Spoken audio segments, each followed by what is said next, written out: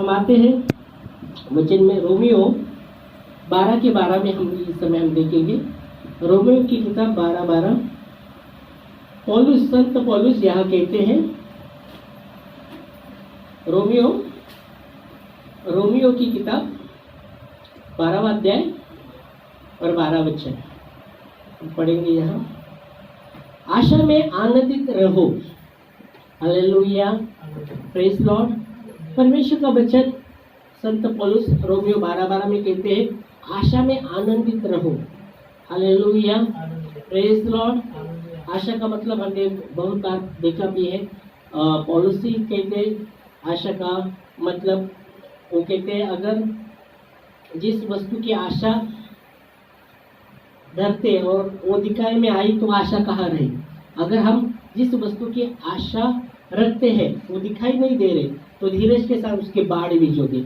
अभी यहाँ वही संत पौलुस कहते हैं आशा में आनंदित रहे, मतलब अब मिला नहीं पर एक मिलेगा, मिला नहीं पर मिलेगा, तो उसमें आनंदित रहे। आमीन।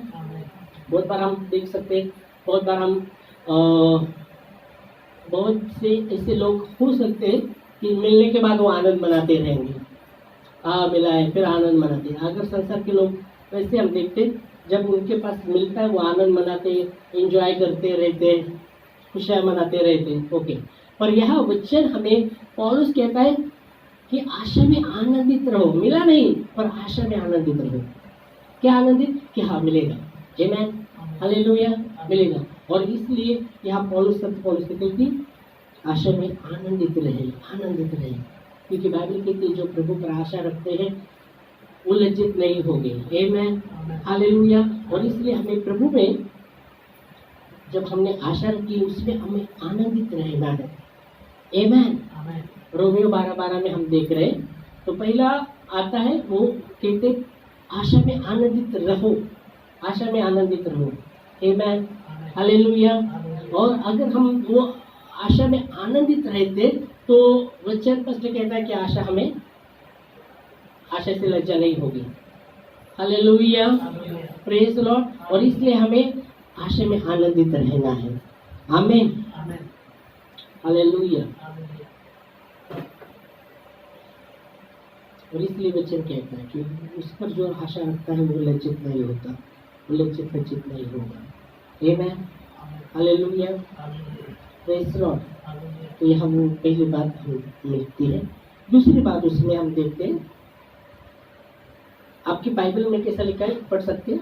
अगर दूसरी बात आशा में आनंदित रहे, दूसरा पॉइंट क्या है?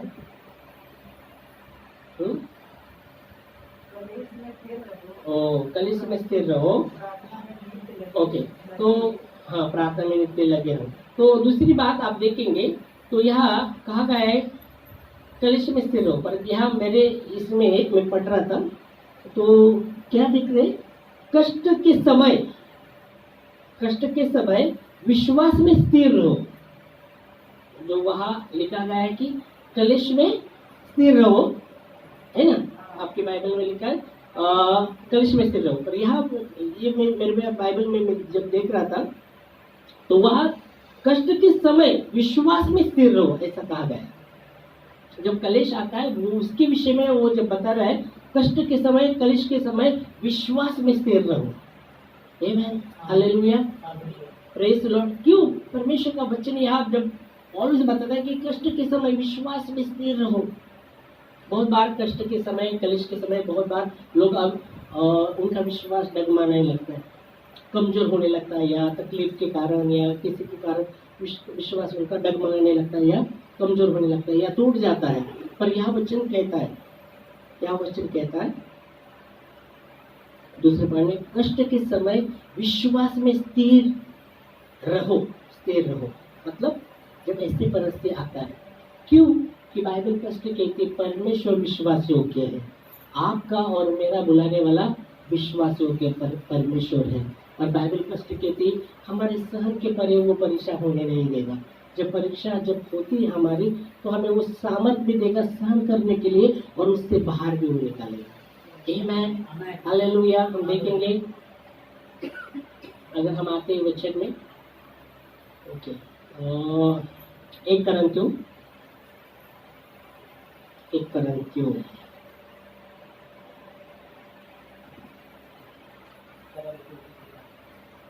10 का 13 देखो, 10वां अध्याय और 13 वचन। एक करंत्यु 10 का 13। तुम किसी ऐसी परीक्षा में नहीं पड़े जो मनुष्य के सहन के परे है। परमेश्वर विश्वास योग्य है, वो तुम्हें सामर्थ्य से बाहर परीक्षा में न पड़ने देगा, बल्कि वह तुम्हें परीक्षा से निकालेगा भी, ताकि तुम सह लो। परमेश्वर विश्वास योग्य है। कैसे लिखा है, पढ़ो। तुम ऐसी किसी परीक्षा में नहीं पड़े जो सहन के परे है, और वह तुम्हें जो मनुष्य के सामने से बाहर है, सहन के बाहर है। परमेश्वर सच्चा है, और वह तुम्हें सामर्थ्य से बाहर परीक्षा में ना पढ़ने देगा। तुरंत परीक्षा के साथ निकास ही करेगा, हाँ, कि तुम सह सको। तो यह वचन स्पष्ट कहता है परमेश्वर विश्वास योग्य है, हमारे सहन के परे परीक्षा नहीं होने देगा। और इसलिए बाइबल कहती कष्ट के समय विश्वास में स्थिर रहो। कष्ट के समय विश्वास में, वो विश्वास प्रभु पर, वो विश्वास में आप स्थिर रहो। यहाँ पौलुस वही बताता है कि कष्ट के समय विश्वास में आप स्थिर रहो, क्योंकि परमेश्वर सच्चा है। परमेश्वर सच्चा है, वो हमारे सहन के परे परीक्षा होने नहीं देगा। आप जब देखो सहन के परे होने नहीं देगा। जैसे आप देखेंगे ईसाव किसका बेटा था? ईसाव किसका बेटा था? ईसाव याकूब। ईसाव याकूब दोनों भाई थे। हाँ, ओके। ईसाव और याकूब दोनों भाई थे। उनका पिता इसहाक था। ओके, इसहाक। अब इसहाक का पिता कौन है? अब्राहम। ओके, तो इसहाक परमेश्वर के द्वारा वायदा परमेश्वर का वायदा उसको आया था, और उसके द्वारा इसहाक का जन्म होता है। कब हुआ जन्म? जब वो 100 साल का था। अब्राहम 100 साल का था, सारा भी बूढ़ी थी, तब उसका जन्म हुआ। अभी इसहाक का जन्म हुआ, उसका शादी हुआ, उसके 2 बेटे ईसाव और याकूब। ईसाव के हाथ पर ना बहुत बाल थे। ओके, और याकूब के हाथ पर नहीं थे बाल। ओके, इतने नहीं थे जिसका इतना ही इसके। तो आप देखेंगे तो परमेश्वर सहन के परे परीक्षा होने नहीं, और परमेश्वर ने ईसाव को पहलौटा, वो बड़ा था, पहलौटा उसको अधिकार वो दिया था, मालूम है। और ये जब जंगल में जाता है और जंगल से शिकार करने जाता है और कुछ नहीं मिलता, तो याकूब है ना, छोटा भाई, वहाँ है ना दाल बनाता रहता है, दाल बना रहा है वहाँ। और ये आता है, इसको लगती भूख लगती। अरे वो दाल में से मुझे दे दे। बोलता है दाल में से मैं दूंगा, पर पहला लोटा है वो अधिकार मुझे दे। अरे मैं मरने लगा, वो पहले लोटा का क्या लेके बैठूं? मैं भूख से मर रहा हूँ, पहले लोटा का क्या लेके बैठा हूँ? अभी सचमुच वो मरना नहीं था, सचमुच उसको भूख लगी थी। हाँ, भूख लगी थी। और वो क्या, याकूब जो छोटा भाई, वो दाल बना रहा है, दाल। और ये आता है, इसको भूख लगी, वो बोलता है अरे उस दाल में से, तेरे दाल में से मुझे दे दे, क्योंकि मुझे भूख लगी, दे दे मुझे। बोलता है मैं देता हूँ, एक शर्त पर देता हूँ, पहले लोटे का अधिकार मुझे देना। तो बोला क्या पहले लोटे का लेके बैठता है, मैं भूख से मरा जा रहा हूँ, तो मुझे दाल दे, पहले लोटा तू ले, पहला लोटे का अधिकार तू ले। तो सचमुच वो मरना नहीं था, उसको भूख लगी थी, सचमुच भूख लगी थी, पर वो मरना नहीं था। तो बहुत बार हम ऐसे होते कि अरे बाबा नहीं बाबा, अभी बहुत बहुत बहुत बहुत सर के परे होने नहीं सकते। अब बोलते नहीं नहीं अभी से नहीं हो रहा, नहीं अभी नहीं हो रहा, कुछ नहीं हो रहा, हमसे हो रहा ही नहीं। पर बाइबल की थी परमेश्वर विश्वास योग्य है, सर के परे परेशान नहीं होने देगा। यहाँ भी ये मर रहा नहीं था, भूख लगी इसको, बोलता है मैं मर रहा जा रहा हूँ, मर रहा जा रहा हूँ, क्या मैं पहले लोटे का अधिकार लेके बैठे, तू मुझे दे। और वो पहले लोटे का अधिकार बेच देता है और वो डाल लेता है और वो खाता है। तो कहने का क्या उद्देश्य है, वो सच में मर रहा नहीं था, भूख लगी थी। बोलते क्या वो दे, मुझे भूख लगी है, पहले लोटे का अधिकार जाने दे, नहीं तो मैं मर रहा हूँ। तो बाइबल कष्ट की परमेश्वर विश्वास योग्य है, वो हमारे शरीर के परे परीक्षा नहीं होने देगा। और जब ऐसे परिस्थिति से हम जाते हैं तो हमें बहुत बार ये ऐसे कष्ट के समय हम जब जाते हैं, हमें विश्वास में स्थिर खड़ा रहना है। बहुत से लोग ऐसे कठिन परिस्थिति से जब जाते, विश्वास उनका डगमगा जाता है, निर्भर होते हैं विश्वास में। और बहुत से लोग विश्वास से मुंह भी मोड़ देते, विश्वास में बने नहीं रहते, विश्वास खो देते। समझ में आ रहा है? विश्वास खो देते। और शैतान वही चाहता है, शैतान वही चाहता है कि लोग विश्वास को खो दें। क्योंकि बाइबल की थी यूहन्ना 3:16 में कि परमेश्वर ने जगत से ऐसा प्रेम किया कि जो कोई उसके नाम पर विश्वास करेगा वो नाश नहीं होगा, अनंत जीवन पाएगा। तो शैतान विश्वास पर ही आक्रमण करता है, शैतान विश्वास पर ही आक्रमण करता है कि लोग विश्वास को खो दे। पर यहाँ पौलुस हमें बताता है नहीं, ऐसे कष्ट के समय हमें विश्वास में स्थिर खड़ा रहना है।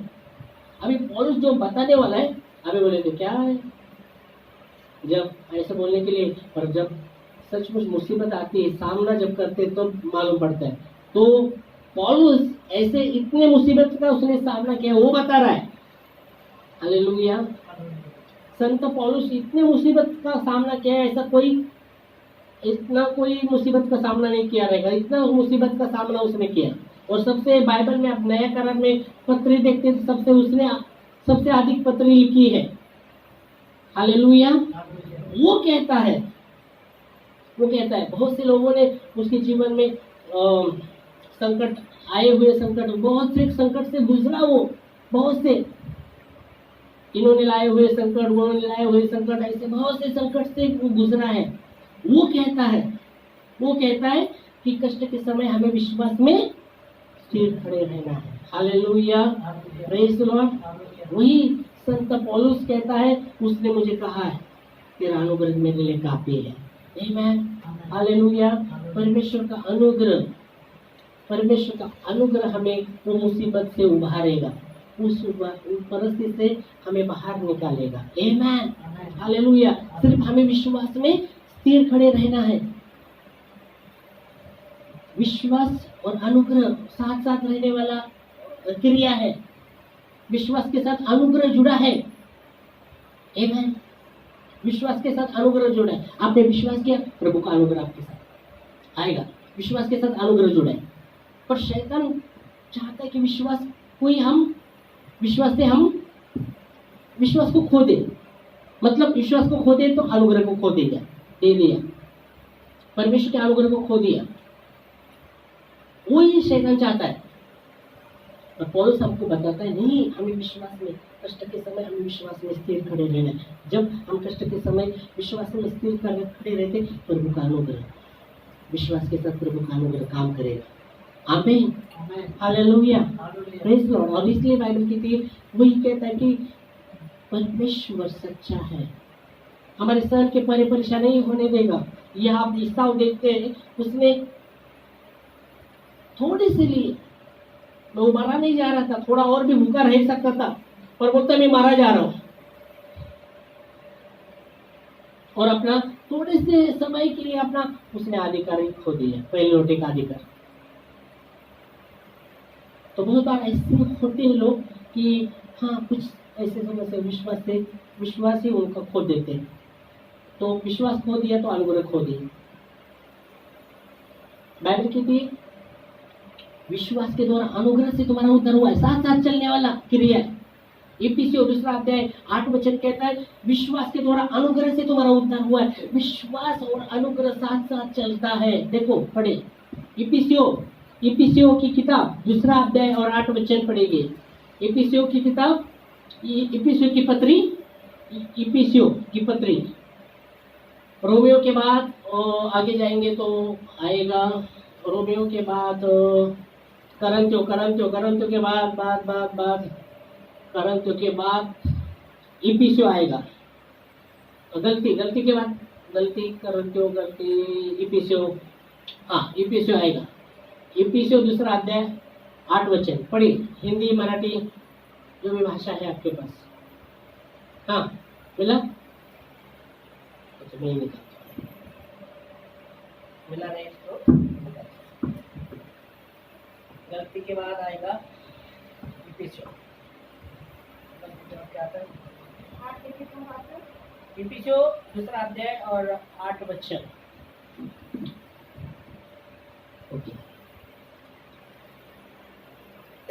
विश्वास के द्वारा अनुग्रह से तुम्हारा उद्धार हुआ, ये तुम्हारी ओर से नहीं वरन परमेश्वर का दान है। देखो आमीन।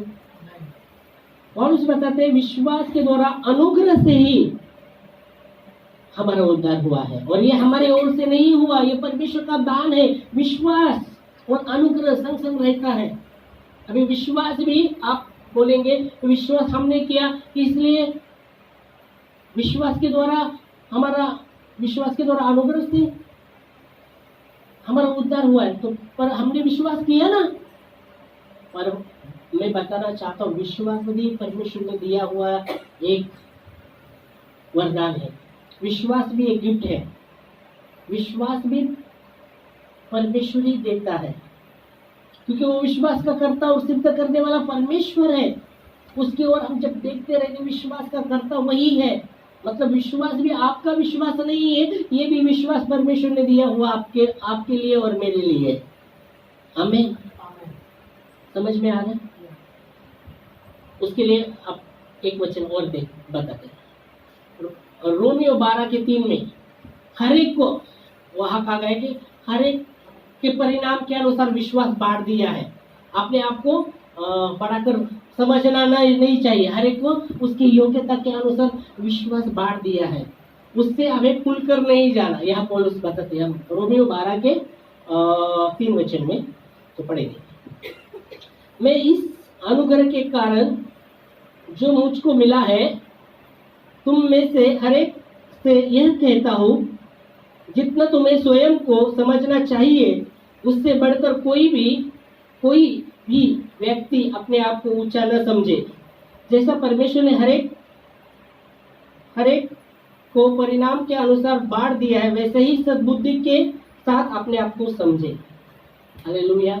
मतलब विश्वास भी परमेश्वर ने उसके योग्यता के अनुसार बांट दिया है, और यहाँ पौलुस वही बताता है। मराठी बायबल वाचा भेटलं? कारण मला प्राप्त झालेल्या कृपादानावरून मी तुम्हापैकी प्रत्येक जणाला असं सांगतो। पौलुस म्हणतो आपल्या योग्यतेपेक्षा स्वतःला अधिक मानू नका। ओके। प्रत्येकाला वाटून दिलेल्या विश्वासाच्या परिणामानुसार परमेश्वर ने सर्वांना विश्वासाच्या परिणामाच्या अनुसार वाटून दिला विश्वास। इसलिए कहा मैंने, विश्वास और अनुग्रह संग संग रहता है। विश्वास और अनुग्रह संग संग रहता है। अगर आप विश्वास को खो देते तो अनुग्रह को खोते, परमेश्वर के अनुग्रह को खोते। और इसलिए यहाँ पौलुस कहता है, कष्ट के समय विश्वास में स्थिर रहो। अगर आप कष्ट के समय विश्वास में स्थिर रहेंगे, अनुग्रह उसका काम करेगा और आपको उससे बाहर निकालेगा। आमीन, हालेलुया। और इसलिए हमें कष्ट के समय विश्वास में स्थिर रहना है। आमीन। ओके, हम वापस आते हैं।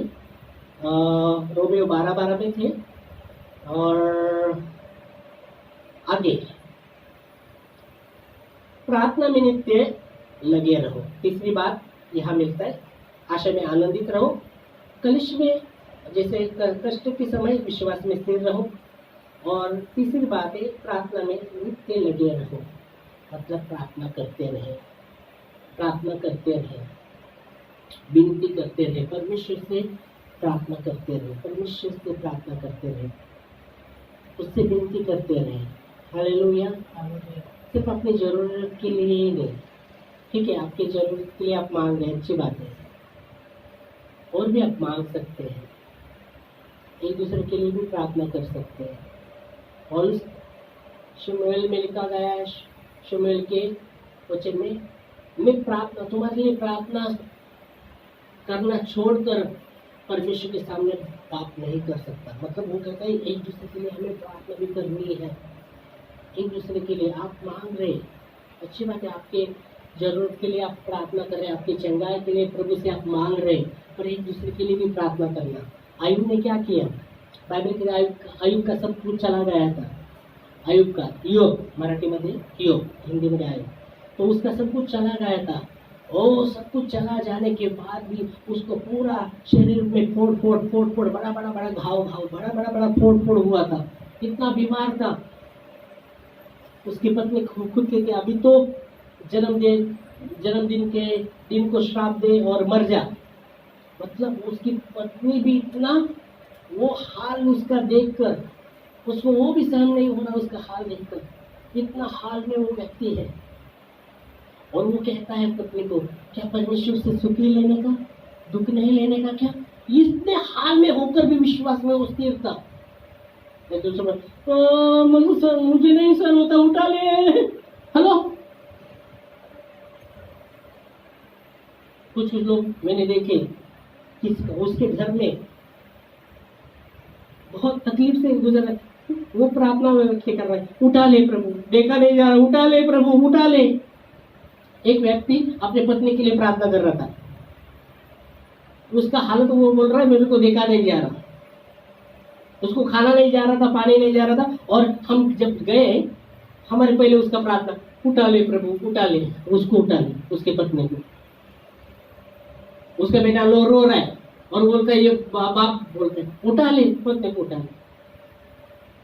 और मैं उधर गया, मैं ऐसा नहीं प्रार्थना कर, अभी तो जिंदा है ना वो, अभी तो जिंदा है, उसके लिए अभी उठा ले, लेकिन अभी तो जिंदा है, उसकी जिंदगी के लिए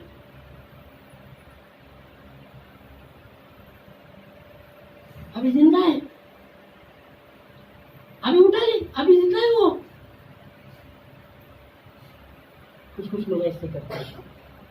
ये भी आयु की पत्नी बोलती, अभी तो जन्मदिन के दिन को श्राप दे और मर जा। इस परिस्थिति में भी होगा, फिर परमेश्वर से सुखी लेने का दुख नहीं क्या? मतलब कितना विश्वास में उस स्थिर था। हालेलुया। सब कुछ चला गया है, सब कुछ चला गया, बच्चे गए, सब गए, प्रभु ने दिया था, प्रभु ने लिया। एक बार सब कुछ जो भी था उसका सब चला गया, सब कुछ। और इतना घाव, इतना बीमार, दोस्त मिलने के लिए आए, और उसका दर्शन देखकर उसको सांत्वना भी नहीं दे सके दोस्त। और बाहर जाके जिसने बड़ा पाप किया रहेगा इसलिए ऐसा दशा है इसका, हेलो, और उसके कान पर सुनाई दे रहे बात। और बाइबल की थी उसने अपने मित्रों के लिए प्रार्थना की। वो लोग जो बोल रहे थे इसने बड़ा पाप किया है इसलिए ऐसा दशा हुआ, उसके लिए प्रार्थना की। ऐसा कैसा हो सकता है, ऐसा कैसा हो सकता है? उनके लिए प्रार्थना की। वो बोल रहे इसने बड़ा पाप किया रहेगा, उसके लिए उनके लिए उसने प्रार्थना किया। और बाइबल कहती है जब उसने अपने मित्रों के लिए प्रार्थना किया, उसका जो भी गया था दुगना परमेश्वर ने लौट लिया, दे दिया। आमीन। हम आते वचन में देखेंगे वो वचन। आयुब की किताब 42 का 10, आयुब की किताब मराठीमध्ये योग 42वां अध्याय आणि 10 वचन। भजन संहिता के पहले आएगा, भजन संहिता के पहले योग आएगा, आयुब आएगा। 42वां अध्याय निकालने का और उसका 10 वचन शायद देखिए।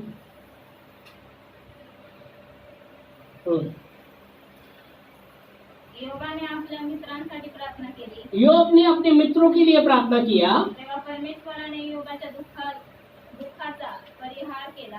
हाँ, पूर्वी योबाची मालमत्ता होती, तिच्या दुप्पट परमेश्वराने दुगना परमेश्वर ने लौट लिया, उसको दे दिया। कैसे ये हुआ, कैसे हुआ ये?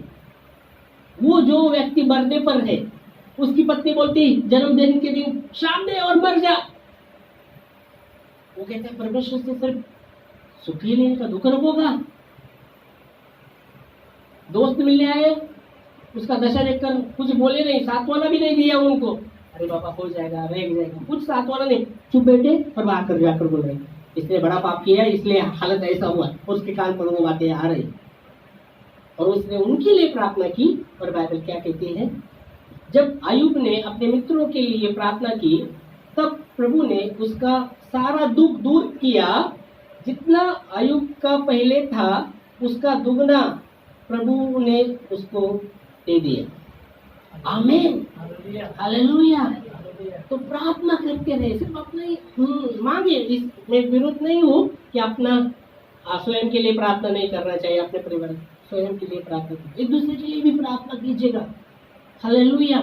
यहाँ वचन कहता है उसका सब कुछ चला गया था, सब कुछ, उसका हालत इतना खराब था, इतना बीमार था, वो मरने पर उसकी पत्नी बोलती ऐसा नशा इतना सहन हो रहा है, वो देखकर वो जिसे बोले ना वो व्यक्ति बोल रहा है अभी जिंदा है, उठा ले प्रभु, उठा ले। हेलो, आखिरी तक हिम्मत नहीं छोड़ना चाहिए। ये विश्वास का सही भाषा है। हेलो, आखिरी तक, जब तक आप जिंदा है, कैसी भी हालत हो, आप विश्वास से मोडे मत।